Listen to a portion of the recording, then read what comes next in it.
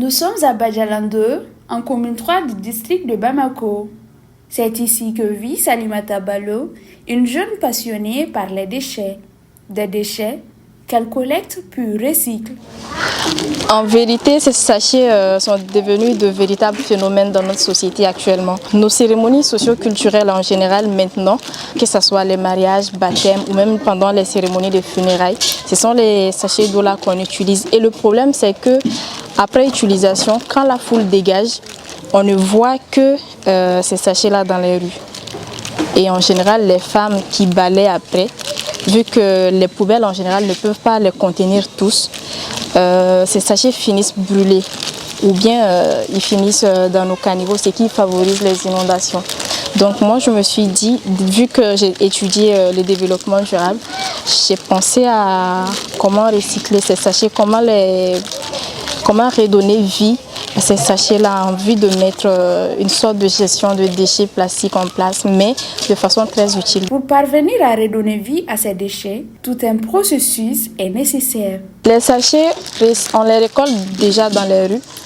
Après, on fait le tri et ensuite on les lave, on les fait sécher, on les désinfecte surtout pour pouvoir les utiliser dans les sacs. Parce qu'à la place des chiffons qu'on utilise dans les sacs lambda, on a décidé de mettre les sachets là, mais on les endurcit d'abord avant de les mettre afin que ça ne puisse pas faire de bruit à l'intérieur du sac, ce qui rend les sacs imperméables, beaucoup plus durables et écologiques. Malgré les préjugés dont elle a été victime, Salimata a su prouver que les déchets pouvaient avoir une seconde vie. Au début, ça a été un peu difficile parce que j'ai commencé en août dernier et à cette époque, je passais dans une série télévisée et les gens s'arrêtaient à chaque fois dans les rues. « Ah, mais toi, tu passes à la télé et puis tu viens ramasser les ordures ?»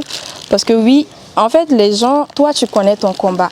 C'est toi, tu sais ce pourquoi tu fais ce travail. Donc, personne ne pourra réellement le faire ou bien se sacrifier à un tel point au même titre que toi. Donc, aller sur le terrain, je pense que j'y prends plaisir et surtout, je pense que je me sens utile dans la réalisation ou dans le combat que je mène. Les proches de Salimata se disent satisfaits du travail qu'elle a accompli.